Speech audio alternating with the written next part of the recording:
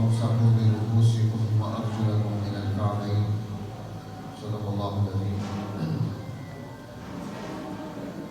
وقال النبي الكريم صلى الله عليه وسلم عليكم بسنتي وسنة الخلفاء الراشدين المهديين تمسكوا بها وعضوا عليها بالنواجذ صدق الله العظيم وصدق رسوله النبي الكريم ونحن على ذلك لمن الشاهدين والشاكرين والحمد لله رب العالمين. محترم سامعین کرام، عزیز دوستو، آپ نے تفصیلی گفتگو سنی ہے نماز کی اہمیت کے اعتبار سے. اللہ تعالیٰ کی طرف سے یہ جو ہمیں نعمت عطا کی گئی ہے، سب سے پہلی نعمت جو ہمارے پاس ہے وہ اسلام ہے کہ ہم بحمد اللہ تعالی مسلمان ہیں، مومن ہیں. یہ اس کا خاص کرم ہے ہم پر کہ ہمیں اسلام جیسی عظیم نعمت سے اس نے خود ہی نواز دیا. دنیا میں کروڑوں لوگ موجود ہیں جن کے دلوں میں اسلام کی یہ خوبیاں اور کمالات نہیں ہیں، اور وہ اس کے بغیر دنیا سے جا رہے ہیں. پھر اس کے بعد اللہ نے ہمیں قرآن جیسی عظیم نعمت عطا کی کہ قرآن کائنات میں سب سے زیادہ محترم معزز کتاب ہے. اس کتاب مبین میں انسانی زندگی کے گزارنے کے تمام احکامات، مسائل اور سب چیزوں کو سمجھا کر پیش کیا ہے. تبیانا لکل شیء، ہر چیز کا اس میں بیان ہے، ہر چیز کی اس میں وضاحت ہے. پھر ابھی آپ نے نماز جیسی عظیم الشان نعمت کو سنا کہ جو انسان کو اللہ کا قرب دلا دے، اللہ کا ولی بنا دے، اللہ کا محبوب بنا دے. اور جب انسان ولایت کے درجے پر پہنچتا ہے تو قرآن اس کے بارے میں کہتا ہے الا ان اولیاء اللہ لا خوف علیہم ولا هم یحزنون، کہ جو اولیاء اللہ ہیں، جو اللہ کے دوست بن گئے، جنہوں نے اللہ کے ساتھ تعلق پیدا کر دیا، اب ان پر کوئی خوف نہیں، کوئی غم نہیں، کوئی دکھ نہیں، کوئی ان پر کسی کا ڈر نہیں. ان پہ جرأت ہے، بہادری ہے. کہتے ہیں علامہ ابن بطوطہ یہ دنیا کی سیر و سیاحت کرنے والی شخصیت ہے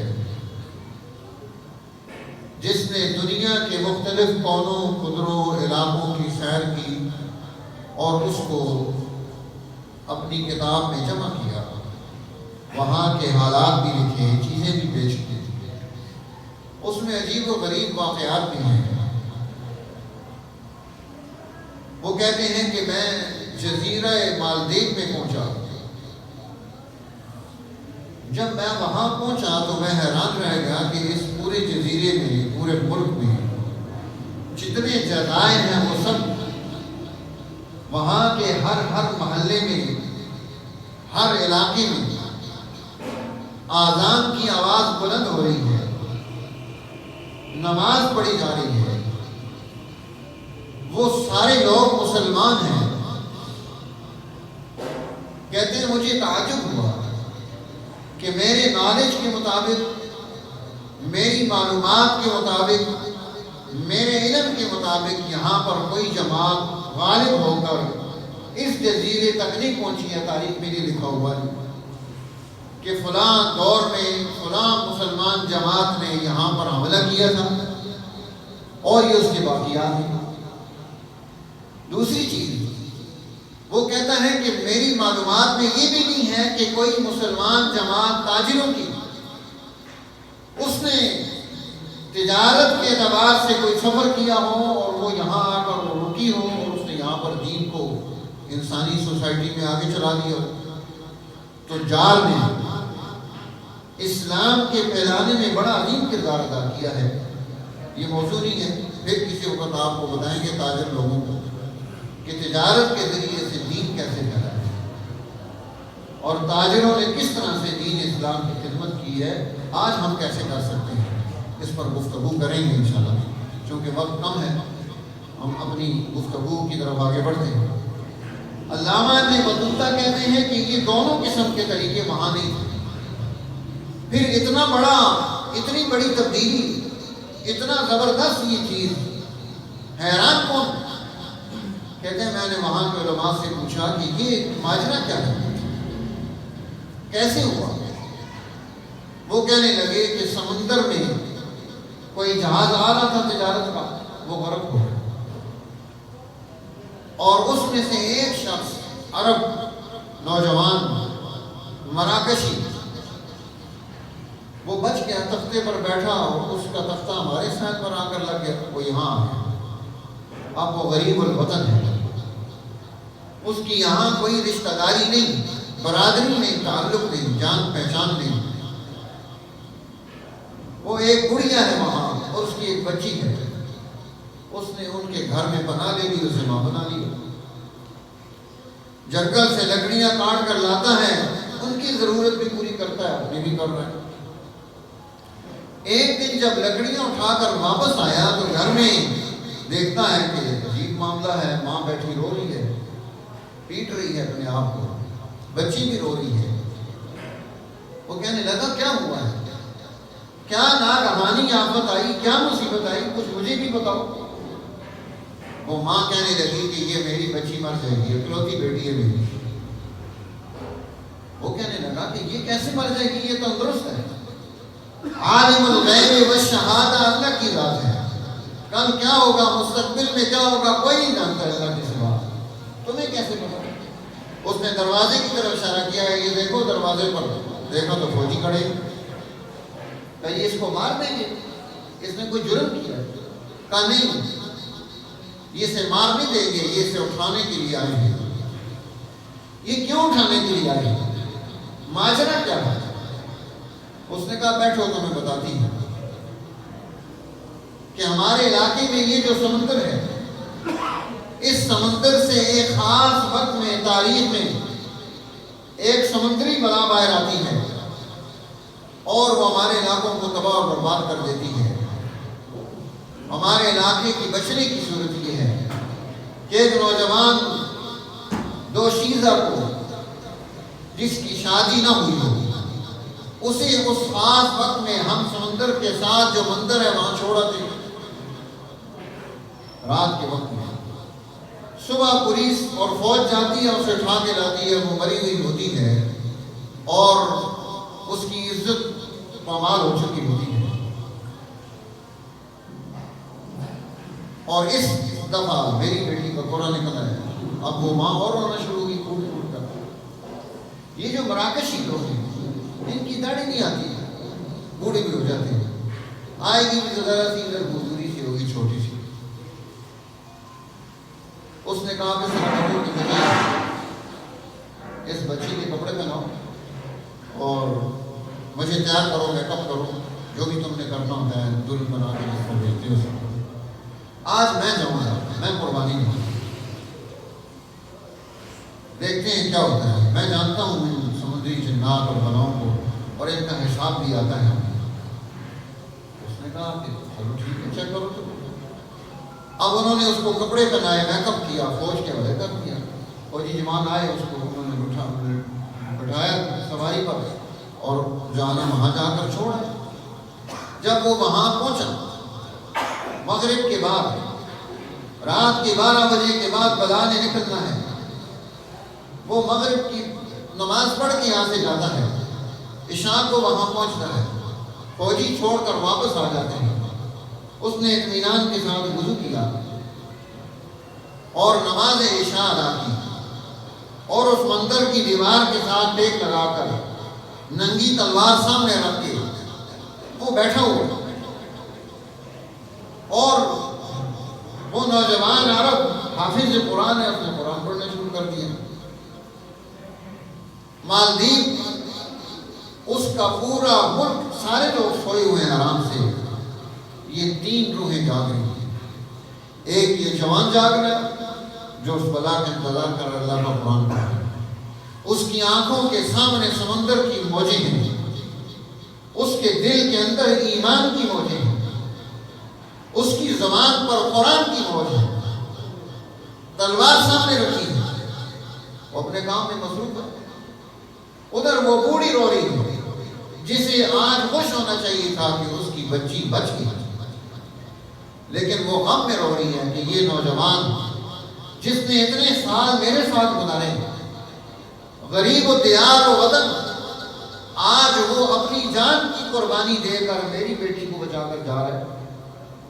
اس کی آنکھوں میں آنسو میں نیند نہیں، اور ادھر وہ بچی جس کا پورا نکلتا ہے حکومت کی طرف سے کہ آج اس کی عزت کو آج پامال کیا جائے گا، فوج اٹھا کر لے کر جا رہی ہے، وہ رو رہی ہے اس نوجوان کے لیے کہ جس نے اسے ذلتوں کی، اس مصیبتوں کی اس گڑھے سے نکال کر عزت اور مرتبے اور مقام پر فائز کر دیا۔ جب رات کے 12 بجے وہ بلاغ طلوع ہوتی ہے، باہر نکلتی ہے، بہت بڑی مچھلی کی طرح، کئی اس کے منہ ہیں، بہت سارے اس کے ہاتھ پاؤں ہیں، وہ آہستہ آہستہ سمندر سے باہر نکل کر ساحل سمندر پر آتی ہے، اس منظر کی طرف آگے بڑھ رہی ہے۔ اب جب اس کے کان میں اللہ کے قرآن کی تلاوت پڑھنی شروع ہوئی، قرآن کی اپنی تاثیر ہے، اس کے اندر قوت ہے، اس کے اندر رعب اور دبدبہ اللہ نے رکھا ہے، اسے اللہ نے محبت عطا کی ہے، یہ قرآن باتیں کرتا ہے، یہ سمجھتا اور سمجھاتا ہے، یہ مونس ہے، دوست ہے، ساتھی ہے، غم میں ساتھ رہنے والا ہے، یہ اللہ کا قرآن ہے۔ اب جب اس نے قرآن سننا شروع کیا، آہستہ آہستہ وہ پیچھے کی طرف پھسلنا شروع ہوئی، یہاں تک کہ سمندر میں غائب ہو گئی۔ اب صبح کو حسب معمول فوج آتی ہے، وہ آ کر حیران ہو گئے کہ بچی تو غائب ہے، ایک نوجوان یہاں موجود ہے اور زندہ سلامت ہے۔ اس کو اٹھا کر راجا کے پاس لے گئے جو وہاں کا بادشاہ تھا۔ انہوں نے پوچھا، ہاں بھائی تو کون ہے؟ ان کا الحمدللہ میں مسلمان ہوں۔ ان کا تو کیسے گیا؟ میں نے ان کو خود کہا مجھے بھیج دو، میں اس کا مقابلہ کرتا ہوں۔ تم اکیلے گیا؟ انہوں نے کہا نہیں، میرا خدا میرے ساتھ تھا۔ وہ راجا پوچھتے ہیں تجھے ڈر نہیں لگتا؟ انہوں نے کہا الحمدللہ میں مسلمان ہوں، مسلمان اللہ کے سوا کسی کا ڈر نہیں اپنے دل میں، مسلمان ہو اور بزدل ہو، بزبزہ ہو، ایسا نہیں ہو سکتا۔ اس نے کہا کہ اگلے مہینے تم اکیلے جا سکتے ہو؟ اس نے کہا اللہ کے حکم سے اکیلا تو کوئی پریشانی کی بات نہیں۔ تو بادشاہ نے کہا، اس راجے نے کہا اگر اس دفعہ تو اکیلا جائے اور اس بلا کو مار کر آئے، زندہ واپس آ جائے، ہم تیرے خدا پر ایمان لیں، ہم تیرے خدا کو قبول کریں۔ پارلیمنٹ نے بھی قبول کر دیا۔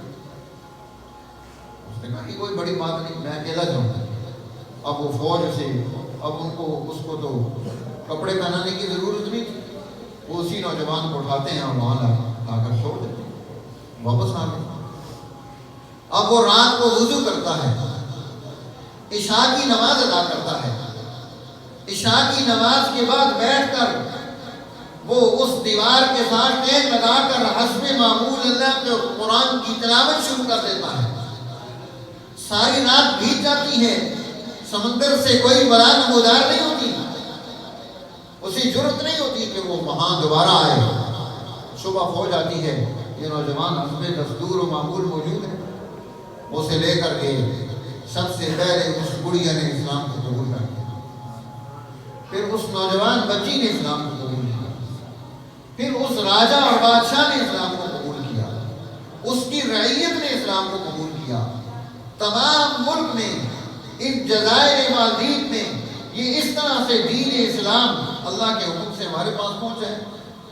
اب یہ نوجوان حافظ قرآن ہے، حافظ ابو البرکات، جس کی برکت سے اللہ جل جلالہ نے اس پورے علاقے کو اسلام جیسی عظیم الشان نعمت عطا کر دی، اسی کی برکت سے یہ اذانیں ہو رہی ہیں، اسی کی برکت سے نمازیں پڑھی جا رہی ہیں، دین اسلام چل رہا ہے۔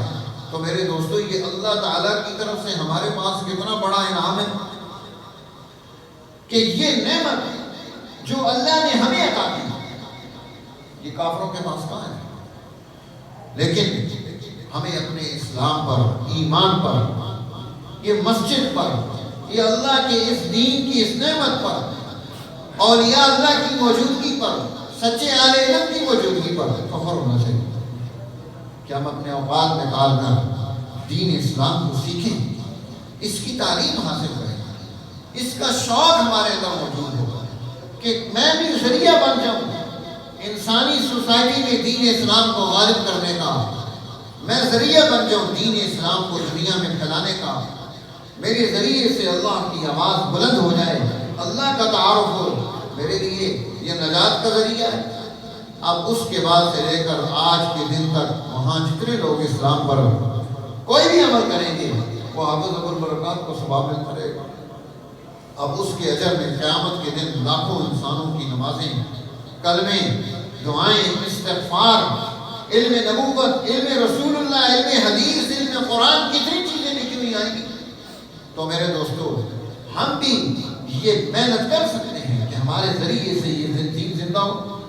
اللہ نے ہمیں یہ موقع دیا، اللہ نے ہمیں یہ پلیٹ فارم دیا ہے کہ ہم اپنی نجات کے لیے اعتماد کے ساتھ یہ کوشش کریں کہ علم حدیث رسول اللہ صلی اللہ علیہ وسلم یہ سوسائٹی میں عام ہونا چاہیے۔ آج آپ دیکھیں، آپ کہیں بھی جائیں گے آپ کو پتہ چلے گا جی ادھر سے قرآن ہو رہا ہے، جی آئیں جی آپ، ٹھیک ہے جی، محفل حمد و نعت ہے، بیان ہوگا، ٹھیک ہے، محفل قرات ہوگی، یہ سارے عنوانات ہم سنتے ہیں۔ آپ یہ نہیں سنیں گے کوئی کہے گا جی ادھر رسول اللہ کی حدیث بیان کی جائے گی، ادھر سے حدیث رسول اللہ ہوگا۔ آپ نے کبھی سنا ہے یہاں کے علاوہ کہ کوئی ادھر سے حدیث رسول اللہ کی دعوت دیتا ہو، کوئی دعوت نامہ ایسا آتا ہو، کوئی اشتہار ایسا چلتا ہو؟ ایک خطیب اپنی زبان کی بات کرتا ہے، یہ رسول اللہ کی بات آپ کے سامنے کی جائے، اللہ کے رسول صلی اللہ علیہ وسلم کی وہ حدیث جو تواتر کے ساتھ ہمارے سامنے ہے کہ یہ اللہ کے نبی کی باتیں ہیں، آپ کے الفاظ ہیں، آپ یہ کہہ رہے ہیں، آپ کی طرف سے یہ ارشادات ہیں۔ تو یہ کتنی بڑی نعمت ہے کہ اللہ کے نبی کی حدیث کو سننا اور اس کا اہتمام و انتظام کرنا۔ اب جب کوئی چیز ختم ہو جائے، کوئی سنت ختم ہو جائے، اسے زندہ کرنا 100 شہیدوں کے برابر ثواب رکھتا ہے، اجر رکھتا ہے۔ اس لیے ہم نے اس کا تمام انتظام کرنا ہے کہ یہ ایک ماحول جو ہم بنانا چاہتے ہیں علم حدیث کا، درس حدیث رسول اللہ کا، کہ خطیبوں کی باتیں تو ہم سنتے ہیں، نعت خوانوں کی نعتیں بھی ہم سنتے ہیں، قرآن کی تلاوت بھی ہم سن لیتے ہیں، لیکن درس حدیث رسول اللہ میں رسول اللہ کی باتیں کی جا رہی ہیں۔ اس لیے ہمارے استاد جامعہ شرفیہ شیخ محمد موسیٰ روحانی بازی نور اللہ مرقدہ، اللہ کے بڑے اولیاء اللہ میں سے تھے، اللہ ان کی قبر کو منور فرمائے، ترمذی شریف پڑھاتے تھے، ظہر کی نماز کے بعد سبق ہوتا تھا، اور وہ یہ فرمایا کرتے تھے، یہ میں نہیں بول رہا، بھلے زبان میری ہے، میری زبان سے رسول اللہ بول رہے ہیں، میری زبان سے رسول اللہ بول رہے ہیں۔ اس لیے اب ان کا تمام انتظام ہوتا تھا کہ کس طرح سے باوضو بیٹھے ہیں، اور کیا وہاں پر رونق ہوتی تھی جب علم حدیث کی بحث کرتی تھی، اور کیا وہ دعا ہوتی تھی جس میں وہ پورا مجمع جو ہے طلباء کا عالم بننے والے وہ چیخ چیخ کر داڑیں مار مار کر رو رہے ہوتے تھے کہ آج ہمارا آخری سبق آ گیا، اب ہم یہاں سے چلے جائیں۔ پھر ذہن نصیب کہ رسول اللہ کی حدیث سننے اور سنانے، پڑھنے اور پڑھانے کا موقع کس کو ملے گا؟ تو میرے دوستو، ہمارا نصیب ہے کہ ہمیں یہ چیز یہاں میسر ہے، جس طرح استاد اور شاگرد بیٹھ کر پڑھتے ہیں، ہم اس طرح سے اللہ کے نبی کی یہ باتیں سن رہے ہیں۔ تو میرے ذریعے سے یہ ایک ختم کی ہوئی چیز زندہ ہونی چاہیے، اس کا تعارف آئے، اس کی طرف رجوع ہو، اسے شوق اور ذوق کے ساتھ سننے کے لیے قدم اٹھیں۔ اب اس میں ہم کتنا کردار ادا کر سکتے ہیں؟ جیسے حافظ ابوالبرکات نے اپنی ایک محنت اور جدوجہد سے، کوشش سے، اس نے پورے علاقوں کے علاقے، ملکوں کی ملک تبدیل کر دی گئی. ہم بھی کر سکتے ہیں. اللہ تعالیٰ ہمیں دین سے محبت نصیب فرمائے، اور یہ جو سلسلہ خیر و فیض شروع ہوا ہے، اللہ تعالیٰ ہمیں اس کی قدردانی نصیب فرمائے، اور اس میں جتنا کردار جس اعتبار سے بھی ہم ادا کر سکتے ہیں، اللہ تعالیٰ ہمیں اس کی ادا کرنے کی توفیق نصیب فرمائے. اور کم از کم اہتمام یہ ہے کہ خود بھی آئے، اپنے ساتھ ایک بندے کو لے کے، اور مغرب کی نماز یاد آتا ہے. نماز مغرب پڑھ کے نماز عشاء تک پروگرام ہوتا ہے. کوئی لمبا چوڑا پروگرام نہیں کہ ساری رات 12 بجے گی یا 13 بجے گی، ایسا نہیں ہے. ترتیب کے ساتھ پروگرام چلتا ہے، اور پوری گفتگو سنی جائے، پوری بات اپنے دل کے کان کھول کر اس کے اندر ڈالی جائے، تاکہ یہ بات میرے ذہن نشین ہو اور میں اس بات کو آگے چلا سکوں. اللہ تعالیٰ ہمیں دین پر استقامت عطا فرمائے، تاکہ ہم دنیا میں بھی سرخرو ہوں، آخرت میں بھی سرخرو ہوں. آخر دعوانا